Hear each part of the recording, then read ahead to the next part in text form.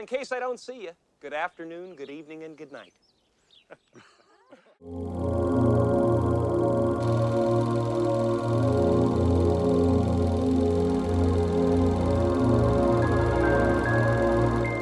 It's Sunny, and don't we just love Jim Carrey? Yeah, well, let's talk about The Truman Show, a 90s classic featuring the main man that is a film I've actually never watched before, until now. So what better way than to talk about it? Yet why is this psychological dramedy sci-fi concept of a film such a classic of its era, and how it was truly something ahead of its time? Well, that's what we're going to discover about today. So join me as we tune into The Truman Show. But first, let's get into its creation.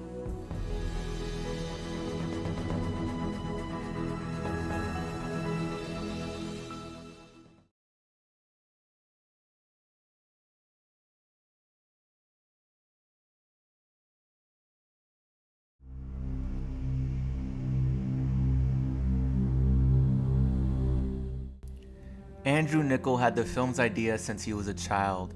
Since when we were all children, we've all had that wonder of the belief of our own reality. Growing up to complete a one-page film treatment, basically an outline, entitled The Malcolm Show in 1991, with differences of a more darker sci-fi tone. Eventually, after pitching it around, Paramount Pictures, along with producer Scott Rudin, agreed to the film, and as a part of the deal, Niccol wanted to make this his directorial debut.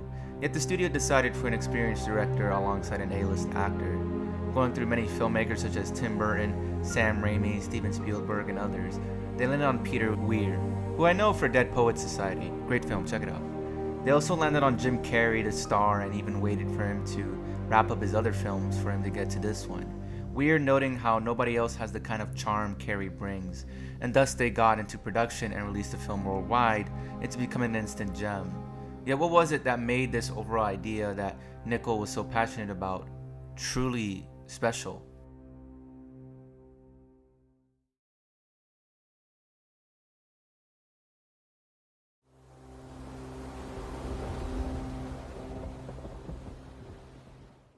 I love how not only is this film presenting a wild concept, yet how it chooses to portray this concept on a visual and audio level. The cinematography is fantastic, the way how it presents us, the viewer, the audience, as playing a role into the story by being just like the rest of the world, spying and watching Truman in his predicament, how every shot, angle, and lens presents themselves as if the visuals are the in-world cameras placed all around the town of Sea Haven Island, spying on Truman, and it helps not only to immerse us further into the film, yet it's such a creative choice and really allows the story to flourish in its creativity. I love the overall cut clean editing of this film, how for majority of the film, despite the giveaway at the beginning, we don't really figure out what's going on until we piece it together. With Truman, and only through a good way across the film, we get exposed to the mastermind behind all of this torment, and things unveil their true nature, which really allows this film to unfold itself properly. The music is also very solid.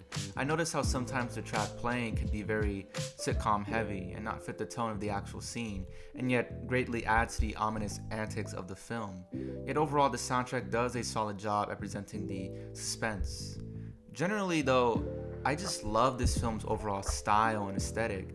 It truly feels like this unhinged, sitcom-heavy, 50s, 60s colorful utopia of a world that is so highly artificial and televised.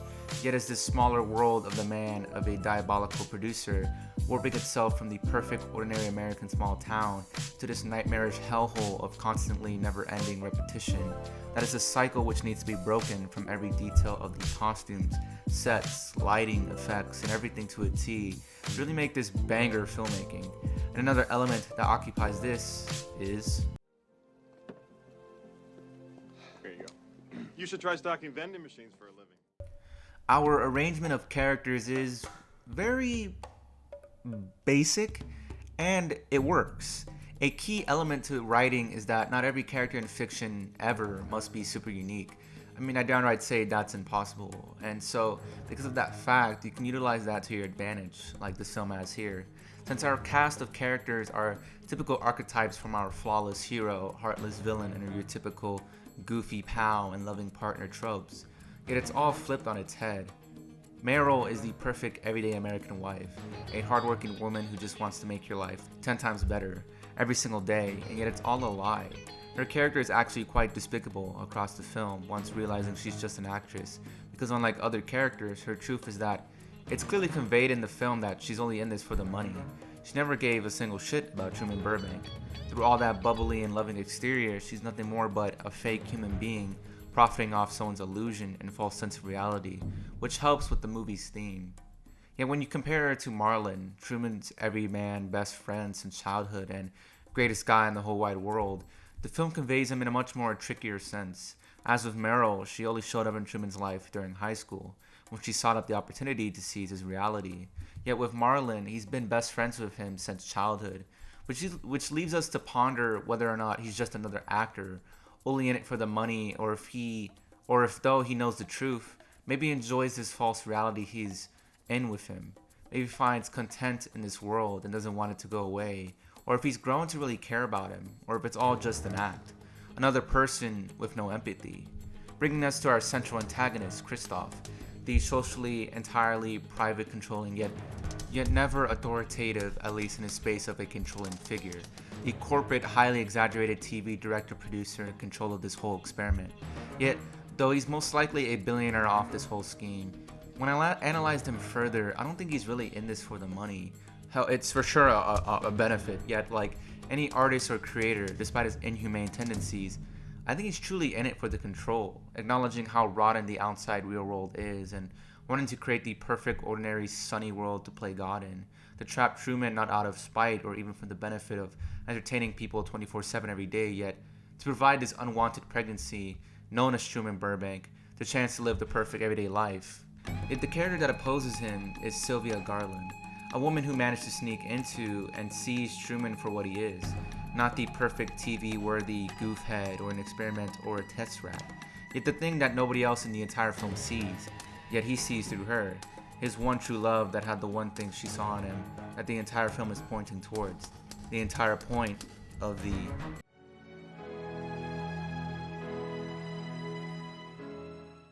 To me, there's a hidden meaning in this film that I personally discovered that we'll get into, yet this incredible script presents many concepts. The story presents ideas of testing our reality and the battle of freedom and control. How we all desire freedom and yet are too busy having life's hardships control us. How we can feel we're trapped, yet we don't even realize just how easy it is for us to just do what we please. It may seem stupid or impossible, yet the only limit we humans have is our very imagination. And if Truman can do it, so can we. It's nobody else's decision to control our lives. Sure, things may persuade us onto a path where things get hard and things happen out of our control. Yet what we do about it and what we can do in our own lives is ours to uphold. What reality is what we make it. The film is also very fascinating because of its 90s release. It's very much ahead of its time. I mean, think about it, a 90s film that follows the entire world watching a man living his life on a 24/7 endless live stream. You know what that sounds like? Right now, at least when this video dropped, literally Twitch streamers do this nonstop, and millions watch this very same form of content. How many people watch Kai Cenat, dude? A lot. Text that nigga right now. Suck that nigga dick till he come 10 times. Fuck! And I can see why. I don't know if the film is bringing a negative light to us, something wanting to be entertained or for people to live stream themselves for creativity. Yet more so how the power of media can shape our minds into believing this falsehood as to what reality should be when it isn't, whether good or bad. How reality is our lens, and whether positive or negative, it's there. And the hidden theme I've personally found upon this film is the one thing Christoph never had that Sylvia did. The thing not even the real world contains, at least for the most part. And it's all in the very last shot. What else is on? Yeah, let's see what else. Where's the TV guy? Empathy. We all lack empathy. You know how fucked it is, even if fictional, for the entire world to find enjoyment out of the complete disruption of a man's privacy, straight from the womb to his 30s to almost his, death, being spied on for the entire world to watch every day 24/7 in this nightmare of a dome he almost thought he couldn't escape under the control of the diabolical corporate bastard is, and nobody except her to really try to do anything about it. It's sickening, and no different from the real world. We live in an age where kindness and understanding is seen as cringe, and cynicism is the norm, when it should be the complete opposite. And like Christoph told Truman, our protagonist, A man bursting with energy, charisma, goof, and charm who just wants to explore the world, be with his love, and live his life, who is not this flawless man that Christoph makes him out to be, is that the world can be rotten. Maybe being inside the dome is the better and safer option. No matter how much you try, you can never truly control a human being.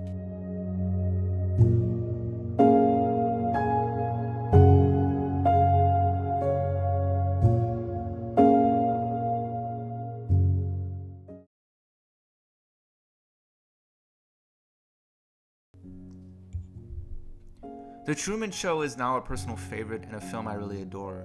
It may be simple in its overall plot, yet everything else is truly splendid, and for me there was a lot to think about after I had finished it, and it will surely be a film I think about for days on end. Always remember, freedom is yours to control. It's been Sunny, and so long, farewell, and goodbye. We've become bored with watching actors give us phony emotions. We're tired of pyrotechnics and special effects. While the world he inhabits is in some respects counterfeit, there's nothing fake about Truman himself. No scripts, no cue cards. It isn't always Shakespeare, but it's genuine. It's a life. You were real. That's what made you so good to watch. Listen to me, Truman. There's no more truth out there than there is in the world I created for you. You never had a camera in my head. You really think you're in a position to judge him? What right do you have to take a baby and turn his life into some kind of mockery? Don't you ever feel guilty?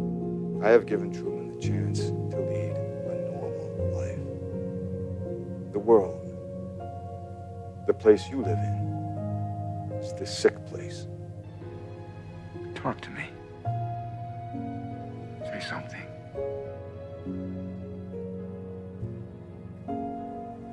Say something, goddammit! You're on television! You're live to the whole world! In case I don't see ya. Good afternoon, good evening, and good night.